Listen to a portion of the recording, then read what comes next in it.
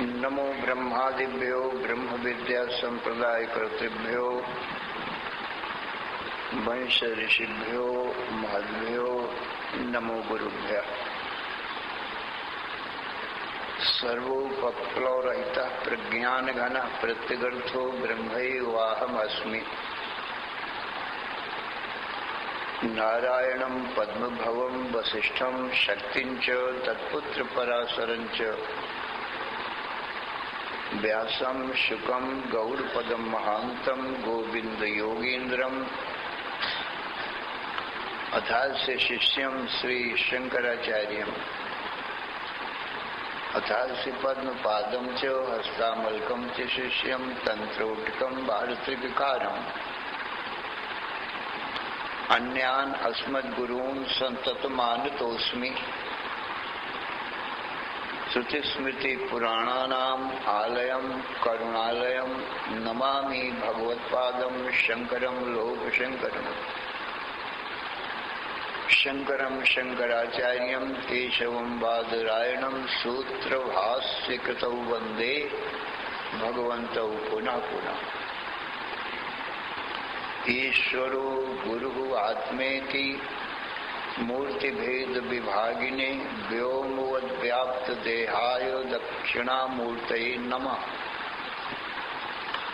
अशुभानि निराचष्टे तनोति शुभ संततिं स्मृतिमात्रेण यत्पुंसां ब्रह्म तन्मंगलं परम्। अति कल्याण रूपत्वान् नित्य कल्याण संश्रयात् स्मृतीनां वर्धत्वाच्च ब्रह्म तन्मंगलं विदुः। ओंकार चात्र शब्दस्य द्वैतो ब्रह्मणः पुरा कंठं भित्त्वा विनिर्यातौ तस्मान् मांगलिकौ उभौ। ओम तत्सत् परब्रह्मणे नमः। श्री राम जय जय राम। श्री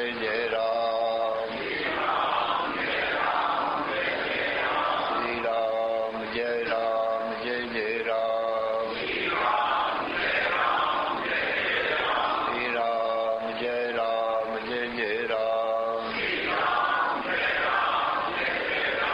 धर्म की अधर्म का प्राणियों में विश्व का हर हर महादेव।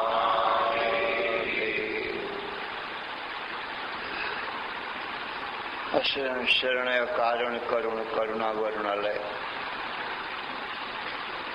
कर्तुम अकर्तुम अन्यथा कर्तुम समर्थ नित्य शुद्ध बुद्ध मुक्त स्वरूप अनंत कोटि ब्रह्मांड नायक परात्पर पूर्णतम पुरुषोत्तम परब्रह्म सच्चिदानंद घन सर्वज्ञ सर्वशक्तिमान सर्वाधार सर्वाधिष्ठान भगवान श्री कृष्ण से अर्जुन ने हाथ जोड़कर प्रार्थना किया, हे भगवान कार्पण्य दोषोपात स्वभाव पृच्छामि त्वां धर्म सम्मूढ़ चेता यच्छ्रेयः स्यान्निश्चितं ब्रूहि तन्मे शिष्यस्तेऽहं साधि मां त्वां प्रपन्नम्। हे भगवान अज्ञानता के कारण मेरा स्वभाव नष्ट हो गया है और धर्म को भी सम्यक प्रकार से नहीं जानता। मेरा परम कल्याण किस प्रकार से होगा उस उपाय को भी नहीं जानता। इसलिए मैं आपका शिष्य हूँ, आपकी शरण में हूँ। मेरे परम कल्याण का उपाय आप मुझे बतावें। तो अर्जुन के दो प्रश्न हैं। एक तो अज्ञान ने मेरे स्वभाव का नाश किया है और दूसरा धर्म को भी ठीक ठीक नहीं जानता, उसका भी ठीक ज्ञान मुझको नहीं है। तो धर्म के संबंध में और मेरे स्वभाव के संबंध में मेरा क्या स्वरूप है, क्या स्वभाव है जो अज्ञान ने नाश किया है, और धर्म का क्या स्वरूप है। तो मेरे परम कल्याण का उपाय इनमें से जो दोनों में जो होवे सो बताओ। तो भगवान श्री कृष्ण पहले प्रश्न का पहले उत्तर देते हैं, दूसरे प्रश्न का फिर बाद में उत्तर देते हैं। पहले स्वरूप संबंधी हमारा तुम्हारा स्वरूप क्या है और अज्ञान कैसे नाश कर सकता है, इस बात को बताते हैं। अज्ञान क्या है, अज्ञान का कार्य क्या है। तो भगवान कहते हैं, हे अर्जुन, हमारा तुम्हारा जो वास्तविक स्वरूप है मुझ ईश्वर का और तुझ जीव का,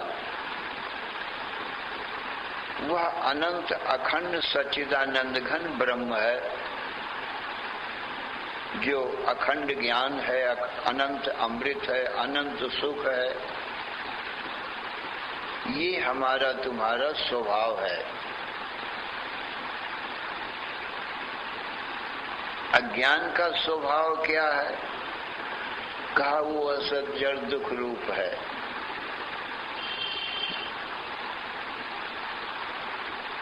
उसकी सत्ता नहीं है और जड़ है, क्योंकि अपने नाम से ही सूचित कर रहा है अज्ञान, माने जिसको ज्ञान न हो उसका नाम अपने अर्थ को प्रकट कर रहा है, और ज्ञान को ज्ञान नहीं है। ज्ञान तो स्वयं प्रकाश है, स्वयं सिद्ध है। ज्ञान तो सर्व का प्रकाशक है। तो ज्ञान अज्ञान को जानता है। अज्ञान को ज्ञान न होने से छाया के समान है। जैसे पुरुष ज्ञान रूप है और छाया अज्ञान रूप है। पुरुष और छाया के समान ये ज्ञान और अज्ञान है। ज्ञान तो पुरुष है, अज्ञान छाया है।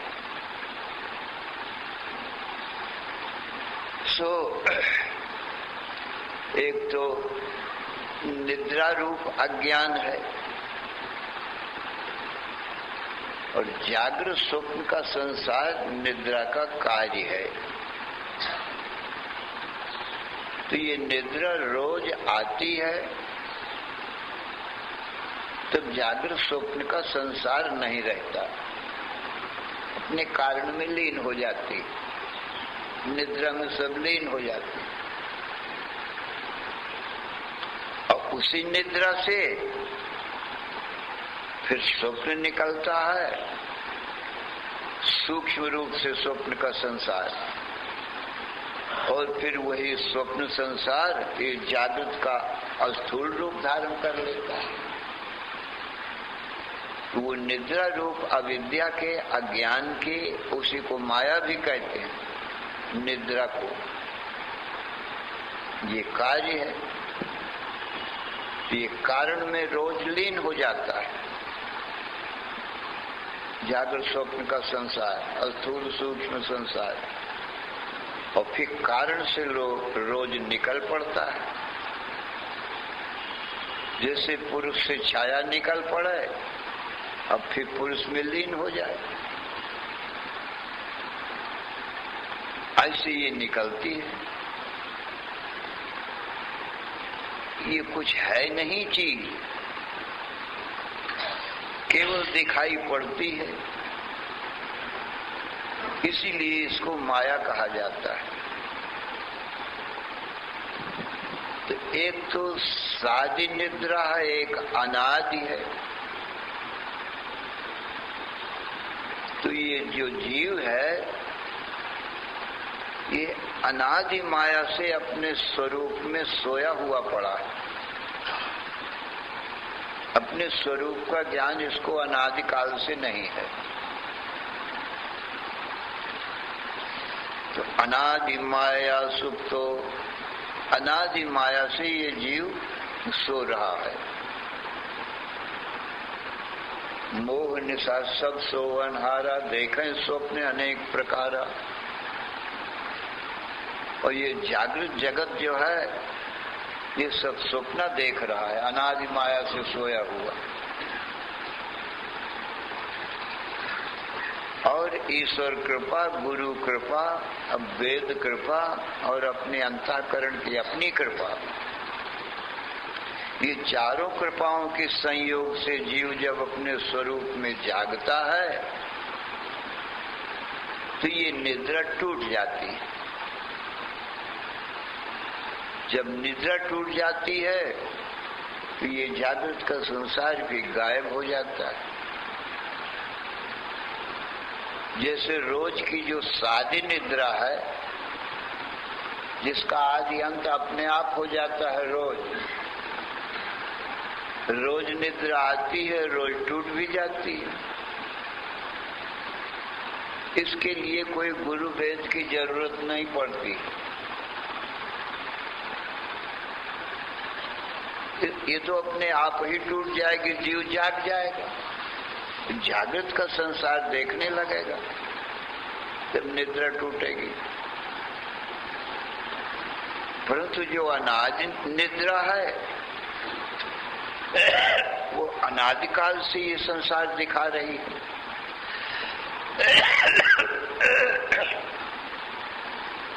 वो अनादि अविद्या रूपी निद्रा वो अपने आप नहीं टूटती। और रोज वाली निद्रा तो 10-11 बजे इसकी आदि होती है और उधर 3-4 बजे इसका अंत हो जाता है, टूट जाती है, तो जीव जाग जाता है। फिर निद्रा से जो स्वप्न देखा था उसको झूठा समझता है कि मैंने जो स्वप्न देखा है वो निद्रा से हुआ था, वो झूठा है। अब ये जागृत जगत में जागा है, इसको सत्य मानता है। निद्रा से ये भी हुआ, पर ये अनादि निद्रा से है, और स्वप्न साध्य निद्रा से है। साध्य निद्रा अपने आप टूटती है, अनादि निद्रा अपने आप नहीं टूटती। ये भी अपने आप टूट जाए तो जीव अपने स्वरूप ब्रह्म में जाग जाए। जानना ही जागना है और न जानना ही सोना है। तो अनादि अविद्या की सिद्धि कैसे होती, कहा ये जीव ही सिद्ध करता है। साधी निद्रा से तो रोज जाग जाता है, फिर सो जाता है, फिर जाग जाता है। इसके लिए तो कोई अधिक प्रयत्न नहीं करना है। परंतु अनादि अविद्या जो है, अब इसको ज्ञान है कि रोज निद्रा आती है, रोज स्वप्न भी आता है। ये जागृत का संसार हो, ये अनादिकाल से ऐसा देखता चला आ रहा है। अब अपने स्वरूप ब्रह्म को नहीं जानता, न जानना सोना है। तो अनादि माया सुप्ता, अनादि माया से ये सोया हुआ जीव है। अब ये अनादिपना जीव ही सिद्ध करता है। जीव से पूछो कि तुम अपने स्वभाव सिद्ध स्वरूप ब्रह्म को कब से नहीं जानते हो, कितने दिन से, कितने महीने से या कितने वर्षों से। तब यही कहता है मैं कभी से भी नहीं जानता हूं ब्रह्म को। तो अनादिता सिद्ध कर रहा है, क्योंकि जिस समय से जानेगा वो आदि होगी। आज जानेगा तो आज आदि होगी। परंतु अनादिकाल से ये नहीं जानता है ब्रह्म को। कितने मास वर्ष युग कल्प बीत गए, कितने जन्म बीत गए। इसलिए ये अनादि अविद्या जीव के द्वारा ही सिद्ध है। कि मैं ब्रह्म को भाई अनादिकाल से नहीं जान रहा हूं, और जो ब्रह्म को जानता है उसकी अनादि अविद्या तुरंत ही नाश होती है। फिर उसका जन्म मरण नहीं होता है। जैसे सारी निद्रा टूटती है तो स्वप्न का संसार नाश हो जाता है, वैसे अनादि अविद्या भी जब टूटती है तो वो ब्रह्म रूप होता है। तो अनादिकाल से ये नहीं जानता, तभी ये संसार है। जब ईश्वर कृपा, गुरु कृपा, वेद कृपा से और अपने अंतःकरण कृपा से जानता है, तब ये अनादि विद्या नष्ट हो जाती है, तब ये ब्रह्म स्वरूप होता है। जिन सुपने सिर काटे कोई, बिन जागे दुख दूर न होई। जैसे स्वप्न का दुख जागे बिना दूर नहीं होता। ये जागृत जगत में जागा है, स्वप्न जगत से जागना जागृत जगत में आना। तो स्वप्न जगत का दुख तुरंत दूर होता है, देर नहीं लगती। स्वप्न में कोई शत्रु सिर काट रहा है, व्याकुल हो रहा है, तड़फड़ा रहा है, और जाग गया तो तुरंत दुख दूर हो जाता है। 1 मिनट का भी विलंब नहीं होता। इसको सद्यो मुक्ति कहते हैं। सत्य माने तुरंत, तत्काल। मुक्त हो गया माने दुखों से छूट गया, स्वप्न के दुखों से बिल्कुल छूट गया, और जाना ये स्वप्न झूठा था, स्वप्न का शत्रु झूठा था, स्वप्न का मेरा शरीर भी झूठा था, स्वप्न की तलवार, मेरा सिर काटने से जो दुख था वो सब झूठे थे, सच्चा कोई नहीं था। क्यों हुआ? कहा ये निद्रा से हो गया, क्योंकि जब तक जागता है तब तक के तो स्वप्न आता नहीं, तब निद्रा आएगी तब स्वप्न आएगा। निद्रा का ये स्वभाव है कि जागृत स्वरूप में जो हम हैं, राजा हैं, रानी हैं, जो कुछ भी हैं, इसको ढांक देवे, भुला देवे, और स्वप्न का दूसरा शरीर बना देवे, और दूसरे शरीर में हमता ममता करा देवे। एक आवरण शक्ति, एक विक्षेप शक्ति, 2 शक्तियां हैं। तो आवरण शक्ति जैसे कोई जागृत में राजा है, निद्रा की आवरण शक्ति ने तो आवरण कर दिया, माने राजा पने को ढांक दिया, भुला दिया बिल्कुल। उधर विक्षेप शक्ति ने, निद्रा की जो विक्षेप शक्ति उसने स्वप्न खड़ा कर दिया, स्वयं ही स्वप्न रूप बन गई निद्रा। और उसमें उस राजा को भिखारी का शरीर बना दिया। तो सपने हुए भिखारी नृप, जागृत में तो राजा है, पर निद्रा ने भिखारी बना दिया। अब वो भिखारी है नहीं। स्वप्न में कोई शत्रु आ गया है, अब वो मार रहा है, और जागृत में कोई शत्रु है नहीं, वो तो राजा है, दिग्विजयी है, उसका कोई शत्रु नहीं, न कोई दुख है। विक्षेप शक्ति ने ये काम कर दिया, स्वप्न का संसार बना दिया और उसमें अहमता ममता करा दिया, अपना शरीर भी बन गया, शत्रु मित्र स्त्री पुत्र के भी शरीर बन गए। उनमें अहमता ममता माने एक शरीर मैं हूं और दूसरे शरीर ये मेरे हैं, दूसरा शरीर शत्रु का है, मित्र का है, पुत्र का। एक शरीर में अहमता बोले ये शरीर मैं हूं, जबकि ये है नहीं, उनका देखने वाला है, अलग है। शत्रु को, मित्र को, सबको देखता है, अपने शरीर को भी देख रहा है, पर इसने निद्रा ने इसको भुला रखा है। और जब टूट गई, निद्रा टूटी, तो जाना ये झूठा है।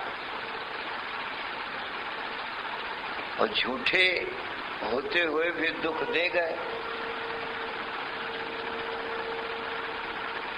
झूठी चीज भी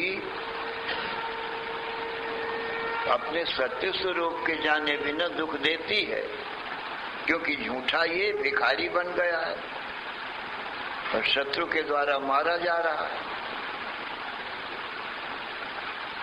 तो जिम सुख ने सिर काटे कोई, बिन जागे दुख दूर न होए, बिना जागे दुख दूर नहीं होता। ऐसे ही जागृत का जगत भी अनादि माया से बन गया है। अब ये जीव को दुख दे रहा है। ये अनादि माया ने क्या किया है? हमारे तुम्हारे स्वरूप को भगवान श्री कृष्ण कहते हैं, अर्जुन ये जो तुमको अज्ञान है ना, तो ये अनादि है। इसी प्रश्न का उत्तर दे रहे हैं भगवान। ये अनादि अज्ञान है, ये तुम्हारे स्वरूप को आवरण कर रखा है। तुम्हारा स्वभाव सिद्ध स्वरूप सच्चिदानंद ब्रह्म है, जो जागृत में राजा के समान है। ऐसे ही तुम्हारा वास्तविक स्वरूप जो जागृत का है, वो सच्चिदानंद ब्रह्म है, सर्वाधार सर्वाधिष्ठान है, सारे संसार का प्रेरक है, चेतन है, ज्ञान है। जड़ पदार्थों का चेतन प्रेरक होता, शासक होता है। सारे संसार में ज्ञान का शासन है, चेतन का शासन है। नहीं तो सारा संसार अज्ञान का परिवार होने के कारण जड़ मुर्दा के समान है, अज्ञान छाया है, बिल्कुल झूठी चीज है, मुर्दा के समान है। चेतन ही प्रेरक होता है, इसलिए राजा के समान है। तो अपने राजा स्वरूप को, ब्रह्म स्वरूप को इस अज्ञान ने, भगवान कहते हैं, आच्छादन किया। इसने ढाका और अनादिकाल से ढाके हुए है। और जागृत का जगत ये विक्षेप शक्ति है, जागृत का जगत दिखा दिया। अब जागृत के जगत में अपना भी शरीर है, इस संसार में दूसरों का भी शरीर है। तो इस जागृत शरीर संसार में एक शरीर में तो अहमता करा दिया कि ये शरीर मैं हूं, अब दूसरे शरीरों में ममता करा दिया कि ये मेरी माता है, ये पिता है, ये पत्नी है मेरी, और ये पुत्र मेरापन। ममता माने मेरापन। ये मेरा मित्र है और ये शत्रु है। दूसरे शरीरों में ममता का, अहमता ममता इसने करा दिया। अब ये न तो जागृत का शरीर ही जीव है और न शरीर के संबंधी इसके अपने हैं,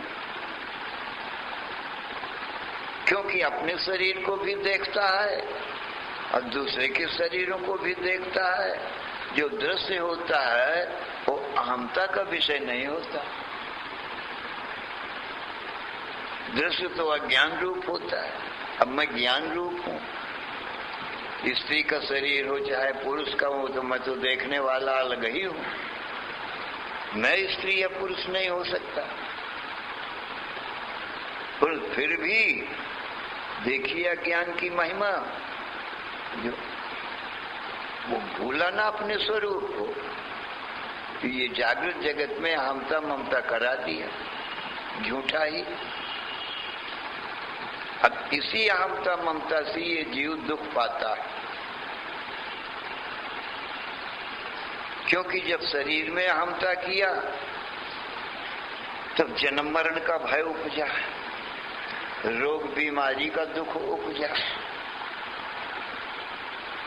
क्योंकि ये शरीर में हुआ स्थूल शरीर, तो इसमें रोग बीमारी आएंगे, उससे दुख होगा। तो जब मैं शरीर ही हूं तो शरीर के दुख को मैंने अपने दुख माना, शरीर के रोग को मैंने अपना रोग जाना कि मैं रोगी हूं कहता है।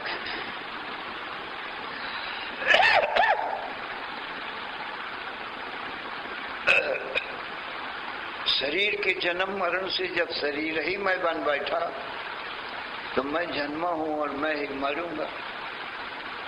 तो ये सब उपद्रव शरीर को मैं मानने से खड़ा हो गया, जबकि शरीर में नहीं हो सकता कोटि यत्न से भी, क्योंकि शरीर जड़ है, मैं चेतन हूँ। शरीर अज्ञान रूप है, मैं ज्ञान रूप हूँ। शरीर दृश्य रूप है, मैं दृष्टा रूप हूँ। शरीर छाया रूप है, मैं पुरुष रूप हूँ। तो ज्ञान अज्ञान का कैसे मेल हो सकता है? ज्ञान अज्ञान नहीं बन सकता, पुरुष छाया नहीं बन सकता, झूठी चीज है। बड़ा आश्चर्य है अर्जुन, समझो। आत्मा रूपी दर्पण में ये संसार छाया चित्र के समान भासता है। जितने भी संसार है, शरीर है, क्या जागृत, क्या स्वप्न, क्या सुसुप्ति, सब। देखो, दर्पण होता है ठोस, भला सत्य छाया चित्रों का तो प्रवेश दर्पण में हो सकता है। आप टीवी में छाया चित्र देखते हो, हाथी घोड़ा दौड़ रहे हैं, रथ दौड़ रहे हैं, युद्ध महाभारत हो रहा है, राम रावण का युद्ध, रामायण रामलीला हो रही है। तो यदि ये सत्य होवे तो शीशा है ठोस, उसमें प्रवेश हो नहीं सकता सत्य का। भगवान कृष्ण कहते हैं हमारा तुम्हारा जो आत्मा है शीशा के समान सद्घन चिद्घन आनंद घन है, उज्जवल स्फटिक मणि के समान ठोस है।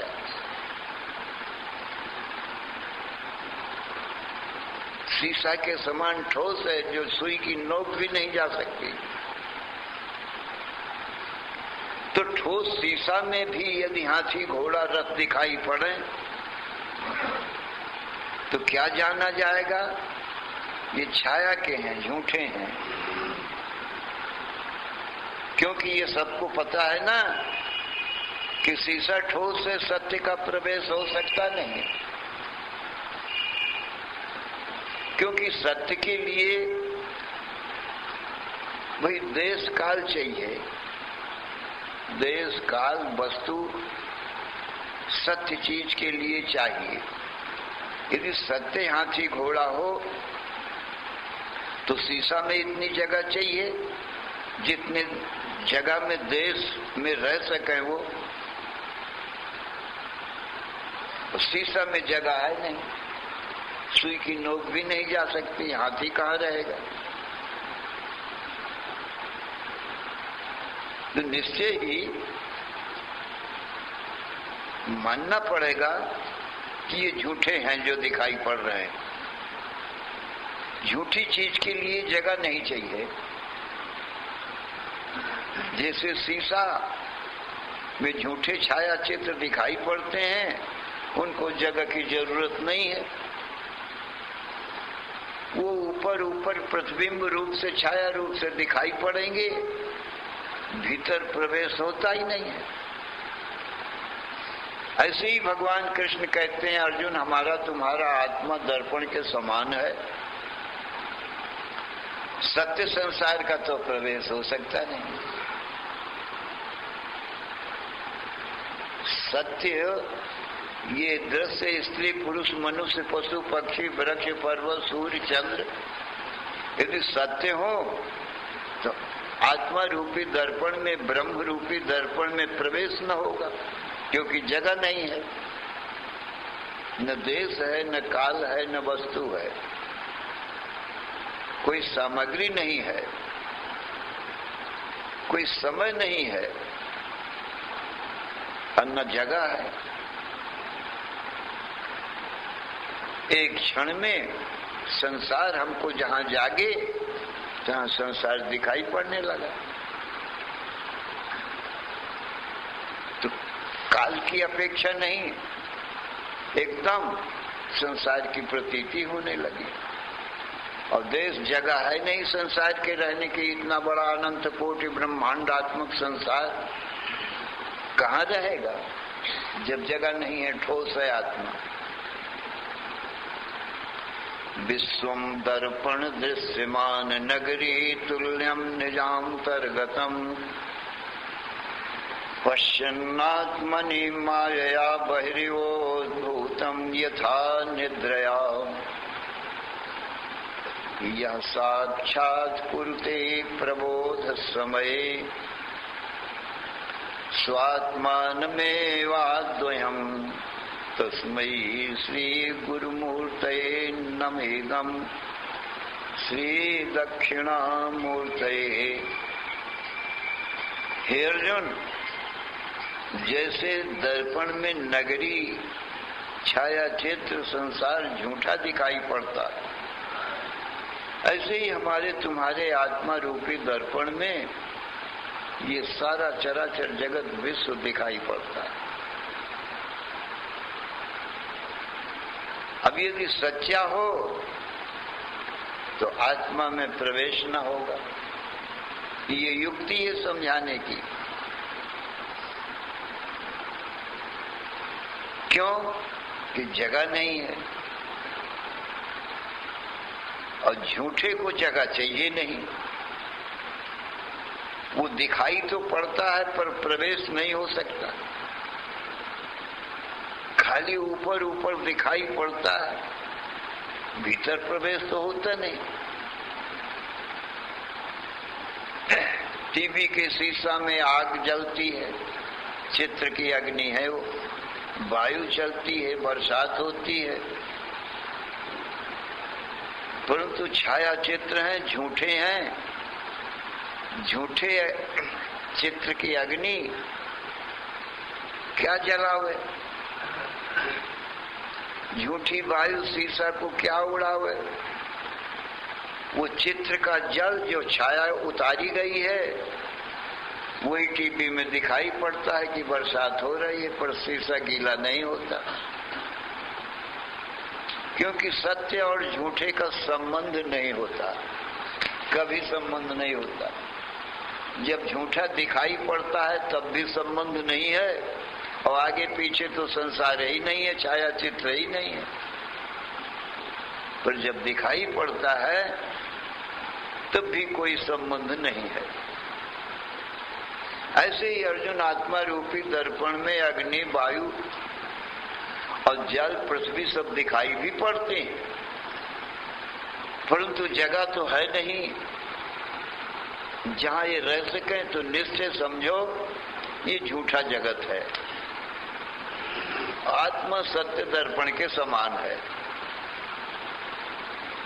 सत्य आत्मा रूपी दर्पण में ये झूठा संसार छाया चित्र दिखाई पड़ता है, इसलिए नैनम छिन्नन्ते शस्त्राणि नैनम दहति पावका न चैनम क्लेदयन्त्यापो न शोषयति मारुता।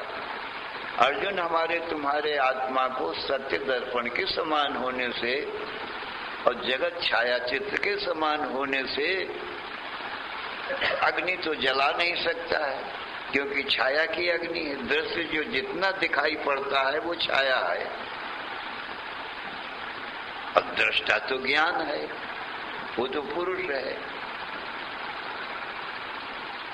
पुरुष तो ज्ञान है, अब दृश्य सब छाया है।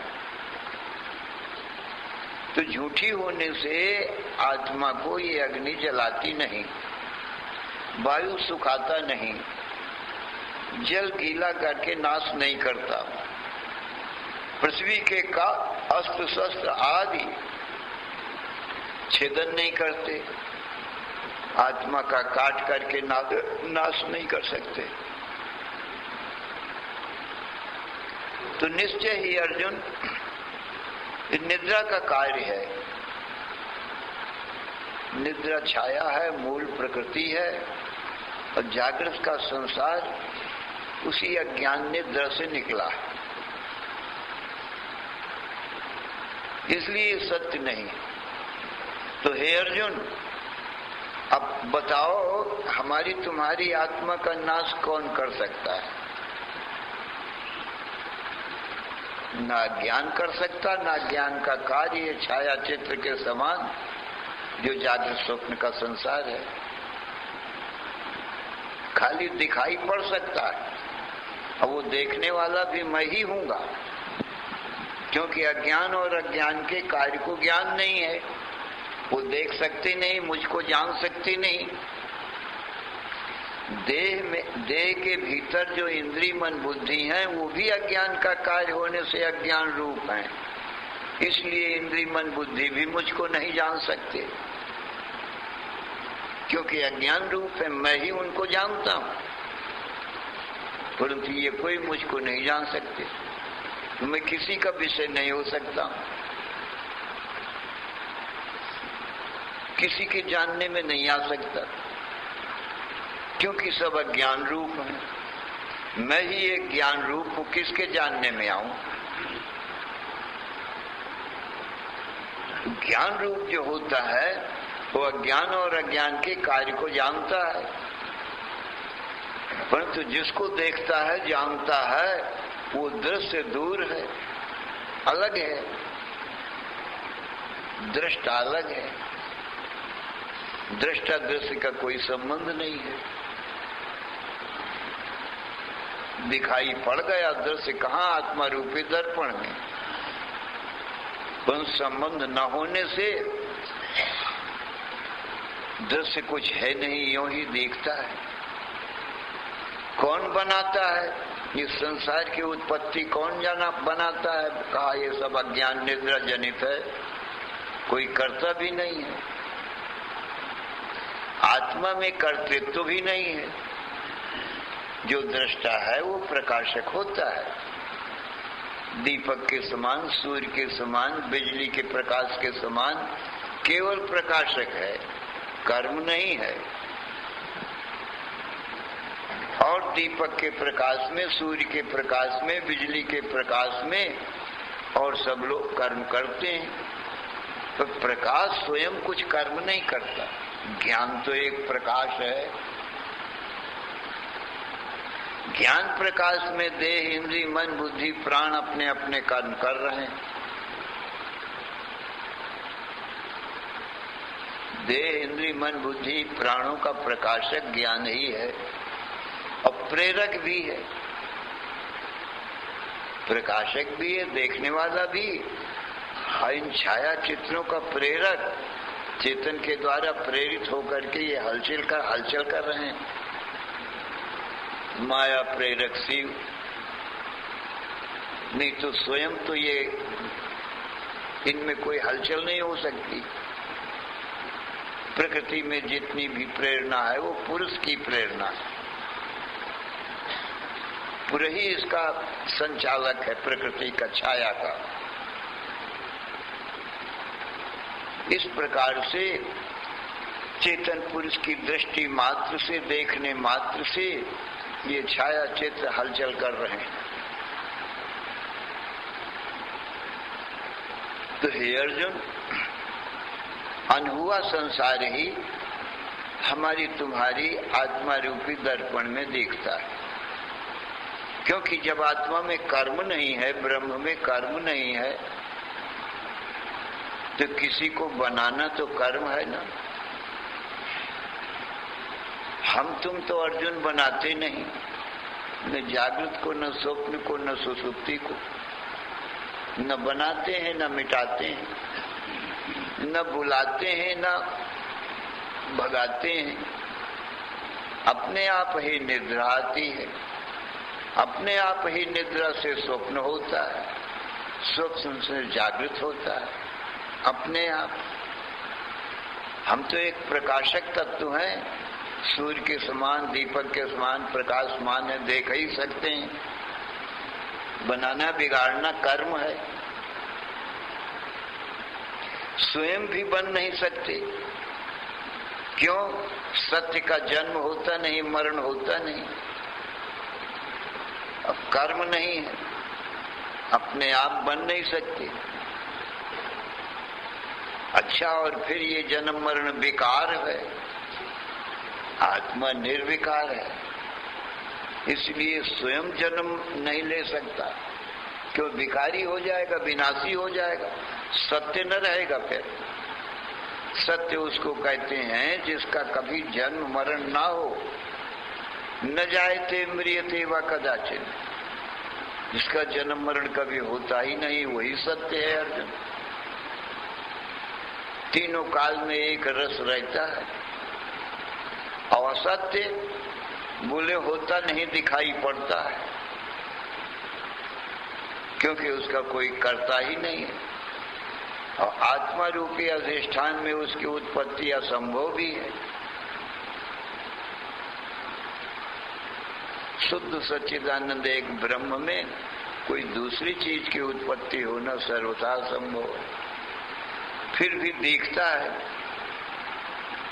प्रत्यक्ष हमको आपको दिखता है, तो ऐसी चीज को माया कह दिया जाता है। जागृत स्वप्न सुसुप्ति को हम सब जीव देखते हैं, रोज देखते हैं, ये रोज ही आते जाते हैं। इन्हीं को जगत की उत्पत्ति स्थिति प्रलय भी कहते हैं। स्वप्न में जगत की सूक्ष्म रूप से उत्पत्ति होती है और जागृत में थोड़ी देर स्थित रहता है, और सुसुप्ति में रोज प्रलय हो जाती है। न तो हम उत्पत्ति करते हैं और न इसकी रक्षा पालन करते हैं और न ही संहार करते हैं। देखते जरूर हैं कि ये रोज बनते बिगड़ते हैं, क्योंकि ज्ञान रूप है, चेतन रूप है, ये स्वभाव है हमारा। ज्ञान का स्वभाव है, प्रकाशक वो प्रकाशेगा। नेत्रों के सामने जो आएगा वो दिखाई पड़ ही जाएगा। हम देखना चाहें चाहे मत देखना चाहें, आंख के सामने आ जाएगा, अब वो दिखाई पड़ ही जाएगा। तो ज्ञान के सामने जो आएगा वो झूठा हो कि सच्चा हो, तो देखेंगे तो ज्ञान ही। परंतु ज्ञान सदा रहने से ज्ञान ही सच्चा है, और जो दिखाई पड़ेगा वो सदा रहता नहीं है, इसलिए वो सत्य हो सकता नहीं। जागृत दृश्य होने से दिखाई पड़ने के कारण स्वप्न में नहीं रहता, और स्वप्न देखने वाला, जागृत को देखने वाला स्वप्न में भी रहता है, स्वप्न को देखता है, जागृत में रहता है, जागृत को देखता है। तो दोनों काल में, सुसुप्ति में जागृत स्वप्न दोनों नहीं रहते, क्योंकि ये असत है, पर देखने वाला बराबर रहता है। उत्पत्ति स्थिति प्रलय में संसार की ये बराबर बना रहता है, और आत्मा की उत्पत्ति स्थिति प्रलय होती नहीं, इसलिए नित्य सत्य है। यही ब्रह्म है।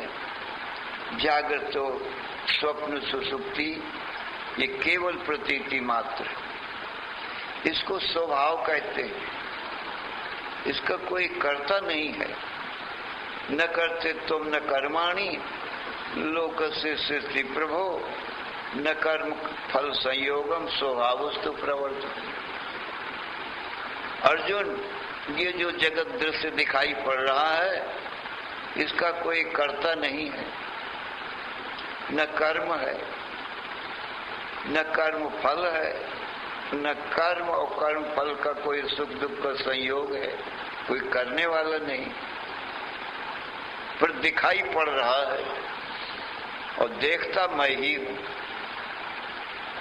क्योंकि अपने देखने को कोई इनकार नहीं कर सकता, मना नहीं कर सकता कि मैं नहीं देखता हूं।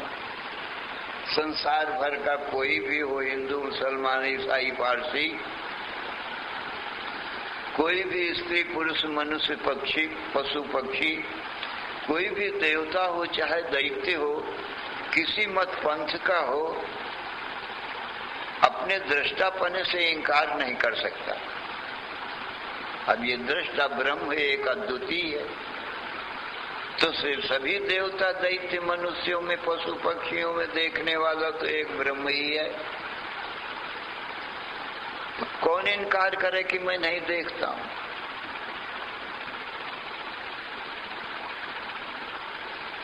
इस ज्ञान का किससे विरोध है?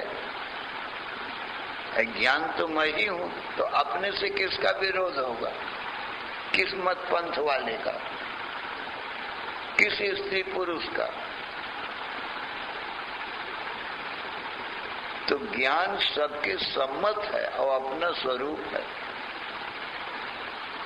इसमें दो मत है ही नहीं। मैं नहीं देखता ऐसा कहने वाला संसार में कोई मिलेगा नहीं, एक मत वाले सब हैं। तो ज्ञान के संबंध में, ब्रह्म के संबंध में सबका एक मत है। माटी के संबंध में माटी एक है और माटी से बनने वाले घटमट अनेक हैं, परंतु माटी से जुदा नहीं है। माटी से बने हैं, माटी में रहते हैं, माटी में लीन हो जाते हैं। जल से तरंगें उत्पन्न होती हैं, जल में रहती हैं, जल में लीन हो जाती हैं, पर जल एक ही है। और ये जो तरंगों की उत्पत्ति स्थिति प्रलय है जो हमको तुमको देखने में आई, कहा इसको माया कहते हैं। माया माने झूठी चीज। जल तो सत्य चीज है, वो एक अद्वितीय है। दो जल हुए ही नहीं, लाखों असंख्य तरंगे उठ गई, फेन बुलबुले आवर्त उठे, परंतु जल एक का एक ही रहा और जल में कोई विकार ना आया, निर्विकार ही रहा। और जो तरंगे दिखाई पड़ी, कहा उसको माया कहते हैं, झूठी चीज कहते हैं। देखने में तो आई पर झूठी है। यदि तरंगों को पकड़ो, कोई सत्य चीज तो हाथ में आ सकती है, और झूठी चीज तो है ही नहीं, तो क्या हाथ में आए? तरंग को पकड़ो तो जल हाथ में आता है, तरंग नहीं मिलती। वो है ही नहीं तो क्या मिले? सत्य वस्तु हमेशा पकड़ में आएगी, झूठी चीज तो केवल प्रतीति मात्र होगी। हे अर्जुन, आत्मा रूपी समुद्र में ये जगत रूपी तरंगे मिथ्या ही दिखाई पड़ती। ये नानात्व जो है अनंत, ये मिथ्या दिखाई पड़ता है, ये लीला मात्र है, खेल मात्र है। सत्य तो जल रूप आनंद सिंधु हमारा आत्मा ही है। आनंद सिंधु से कितने ही ये तरंग रूप संसार उत्पन्न होते हैं, आनंद सिंधु में रहते हैं, पुनः लीन हो जाते हैं। तो आनंद सिंधु आत्मा का परमात्मा का द्वैत कहाँ हुआ? जैसे दो जल नहीं, एक ही जल है, एक ही पृथ्वी माटी है, माटी बहुत नहीं, घटमट अनेक है, तो माटी से जुदा नहीं। अग्नि एक है, चिनगारियां ज्योतियां अनेक हैं, घर घर में अग्नियां जल रही हैं, चूल्हे में जल रही हैं। अग्नि में कोई भेद नहीं। ये अनेक अग्नि जो है, जो दिखाई पड़ती हैं, वो सत्य नहीं है, प्रकट भई है सत्य अग्नि से, फिर बुझ जाएंगी सत्य अग्नि में, और सत्य अग्नि दिखाई नहीं पड़ती। और जो झूठी अग्नि है, वो प्रगट अग्नि है, वो दिखाई पड़ती है। कोई काष्ठ कोयला में दीपक में प्रकट भई, वो दिखाई पड़ती। ऐसे ही सत्य ब्रह्म आत्मा तो दिखाई पड़ता नहीं है, क्योंकि वो ज्ञान रूप दृष्टा है, देखने वाला है, वो तो दिखाई पड़ेगा नहीं। और जी ये प्रकट होता है संसार, ये जगत कहा ये चिनगारियों के समान है, ये प्रकट जगत। यथा सुदीप्तात् पावकात् विस्फुलिंगा सहस्रशा प्रभुवन्ते स्वरूपा तथाक्षराद विविधा सौम्य भावा प्रजायन्ते तत्र चैवाभियन्ति। हे अर्जुन, जैसे अग्नि से अनेक चिनगारियां और ज्योतियां उत्पन्न होती हैं, पुनः उस अग्नि में नष्ट हो जाती हैं, कल्पना मात्र है। ऐसे ही आत्मा रूपी आनंद सिंधु में कितने ही ईश्वर जीव जगत उत्पन्न होते हैं और लीन होते रहते हैं। इसलिए आत्मा रूपी आनंद सिंधु अग्नि से भिन्न नहीं है। सूर्य एक है, किरणें अनेक दिखाई पड़ती हैं, सो अनेक किरणें झूठी हैं। एक सूर्य सत्य है, एक अग्नि सत्य है। उसकी ज्योतियां उत्पन्न भई और बुझ गई। तो जो उत्पत्ति नाश है वो मिथ्या चीज है, झूठी चीज है। तो आत्मा रूपी अग्नि में ये जीव जगत चिनगारियों के समान उत्पन्न होते हैं और फिर लीन हो जाते हैं। इसलिए सत्य वस्तु ही शेष रहती। माटी सत्य है, शेष रह जाती है। जल सत्य है, तरंगें झूठी हैं। इसलिए आदि अंत मध्य में जल ही जल होता है। मध्य में तरंगें केवल दिखाई पड़ती, सो झूठी। आभूषण और सुवर्ण, सुवर्ण एक है, सत्य है। सुवर्ण में कितने ही आभूषण बनते और सुवर्ण में ही फिर गला करके मिला दिए जाते। तो सुवर्ण तो सत्य है, आभूषण झूठे हैं। क्योंकि हर आभूषण में, मुकुट कुंडल कंठा कांची कंकन अंगूठी में आपको सत्य सोना ही मिलेगा। और सोने के अतिरिक्त यदि मुकुट कुंडल आप ढूंढने लगो तो उसमें मिलेगा ही नहीं। पूरा का पूरा मुकुट कुंडल सोना ही मिलेगा।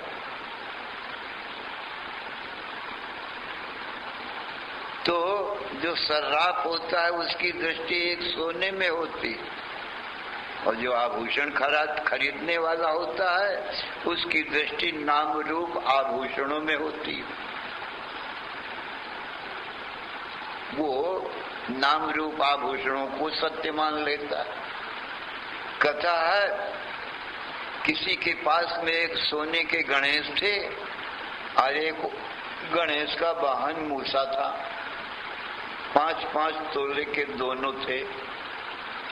किस समय पाकर उसको कभी गरीबी आई, जब धनी था तो बनवा लिया था सोने के गणेश और सोने के वाहन मूसा। और जो गरीबी आई तो सोचा कि अब बेच करके खर्च चलाना चाहिए। बेचने के लिए ले गया सर्राफ के यहाँ। उसने दोनों को तौला, 5-5 तोले थे। उन्होंने 5-5 हजार रुपए दोनों के बताए कीमत। तो बेचने वाला कहता है, वो सेठ जी जिन्होंने सोना के बनवाया था वो गणेश और वाहन, वो कहता है सर्राफ से कि आपने गणेश जी की और मूसा वाहन की कीमत बराबर कर दिया। कहाँ तो गणेश जी और कहाँ उनका वाहन, सवारी। तो खरीदने वाले सर्राफ ने कहा कि गणेश और गणेश का वाहन तो तुम रखो, मुझे तो सोना चाहिए। सोना मैं ले लेता हूँ, तुम अपने रखो, हमको क्या करना है तुम्हारे गणेश और सोना। और जब सोना तौल के ले लिया तो गणेश वाहन, और जो दिखाई पड़ रहा है तुमको गणेश वाहन, तो कहा सुनार को बुलाया तो कहा भाई इनको जरा गला के दो, हमको तो सोना चाहिए। कहा तुम अपने संभालो भाई, हम तो सोना ले लेते हैं। अब जो दिखाई पड़ रहे थे गणेश और वाहन, वो दिखाना भी बंद हो गया। जो झूठी कल्पना थी ये सुनार की कल्पना है, ये मानस कल्पना है। उसमें मुकुट कुंडल कंठा और ये सब बना देना और राम कृष्ण विष्णु की मूर्ति बना देना, नाम रूप की कल्पना, ये सुनार की कल्पना।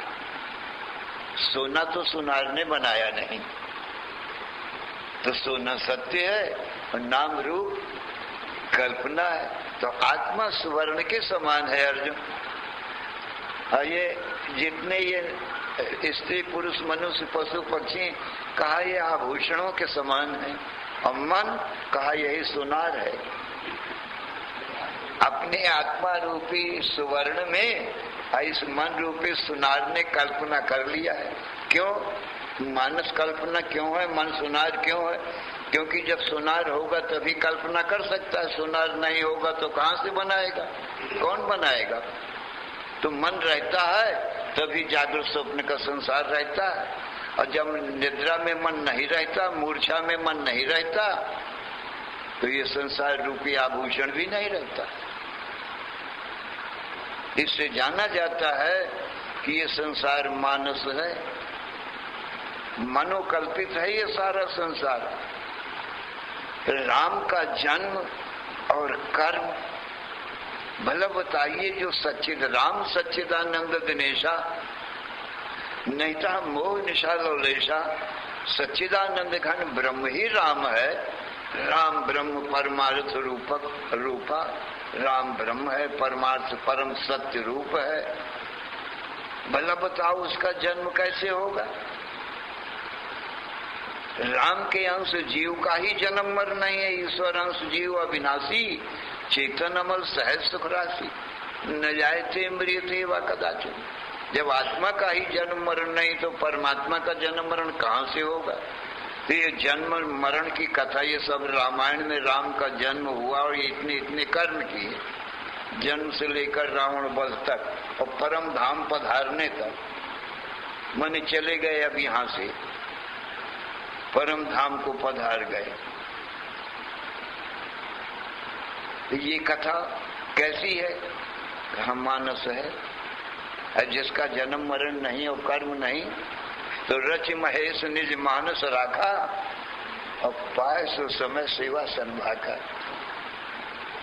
ये कथा है, ये चरित्र है, ये लीला है, ये खेल है। खेल मन से कल्पना कर लिया, चाहे राम लीला चाहे कृष्ण लीला, अभी मानस कल्पना ही तो है। कोई इतिहास की प्रहलाद की लीला मन में कल्पना करके कोई प्रहलाद बनाया, कोई हिरण्यकश्यप बनाया, कोई और क्या नाम तुम्हारे नृसिंह बना। लीला में तो कपड़ा पहन पहन के बना लेते हैं, इतिहासों का ही तो ये खेल बनाते हैं। तो राम को इतिहास, कृष्ण को इतिहास बना के और अब भी वो लीला करते हैं, झूठे ही बन जाते हैं। कोई राम बन गया, कोई रावण बन गया, कोई कृष्ण, कोई कंस बन गया। ये सब बनावटी झूठे, सच्चे नहीं। सत्य का तो जन्म मरण होता नहीं है भाई, और न उसमें जब जन्म ही नहीं तो कर्म कहाँ से होंगे? देह इंद्रिय मन बुद्धि में कर्म है, सो माया रचित है। सत्य आत्मा का जन्म मरण हो सकता नहीं। इसलिए पक्की बात होती है कि ठोस दर्पण में जैसे किसी का प्रवेश नहीं हो सकता, ऐसे ही ठोस आत्मा में सत्य संसार होता तो प्रवेश न होता, हमको तुमको दिखाई नहीं पड़ता। क्योंकि सत्य के लिए जगह चाहिए। आत्मा में देश काल वस्तु की जगह है नहीं, बिना सामग्री के ये यूं ही उत्पन्न होता है। बिन सामग्री उपजती आती, जग प्रपंच में मिथ्याताते। बिना सामग्री के अपने आप बन जाता है, इसीलिए झूठा ही है। आत्मा सत्य है क्योंकि सदा रहता है। हमारी तुम्हारी ज्ञान दृष्टि का कभी नाश ही नहीं होता, कभी आत्मा सोता ही नहीं है। ये हम सो जाएं तो निद्रा को कौन जानेगा, और नींद के सुख को कौन जानेगा कि बड़ा आनंद आया, सुखम सुस्वात्सम न किंचित दबे विषम। बहुत सुख से सोया, बड़ा आनंद आया, कुछ भी न जानता भया। ये कौन जानता? गवाही कौन देता निद्रा की? क्योंकि वहां तो देह, इंद्री, मन, बुद्धि ये सब सोए पड़े हैं और मैं ही एक जाग रहा हूं। मैं तो, ज्ञान तो कभी सोता ही नहीं है, हमेशा रहता है। तो देह, इंद्री, मन, बुद्धि नहीं है, इनके अभाव की गवाही मैं ही दे रहा हूं, कोई नहीं है। और यही दुख देने वाले थे, ये दुख देने वाले कोई है नहीं। और मैं आप अकेला अज्ञान निद्रा का साक्षी हूं, और वहां पर जो आनंद है वो मेरा ही अकेले का आनंद है, मुझ आत्मा का ही आनंद है। दुख देने वाला वहां कोई है नहीं, न देह है, न इंद्री है, न मन है, न बुद्धि है, तो दुख कौन दे? सुख ही सुख रहता है। समाधि में निद्रा भी नहीं है, परमानंद है। निद्रा तो टूट जाएगी तो फिर दुख रूप संसार पैदा कर देगी। तो समाधि हमारा तुम्हारा स्वरूप है, वहां संसार की उत्पत्ति, स्थिति, प्रलय कुछ नहीं, तो सुसुप्ति से होती। वहां सुसुप्ति अज्ञान है ही नहीं अपने आत्मा में। अत्यंता भाव, जागृत स्वप्न सुसुप्ति का अत्यंता भाव रूपी अभाव है। तीनों काल में हुआ ही नहीं जागृत स्वप्न सुसुप्ति, बाधित है। जैसे रस्सी में सांप तीनों काल में नहीं हुआ, ऐसे ही आत्मा रूपी अधिष्ठान में ये संसार सत्य कभी हुआ ही नहीं। सदा एक रस आत्मा ही आत्मा है। इस प्रकार से हे अर्जुन, अपनी आत्मा को सच्चित आनंद रूप जानो, और ये अज्ञान, निद्रा और अज्ञान के कार्य को असत जड़ दुख रूप जानो।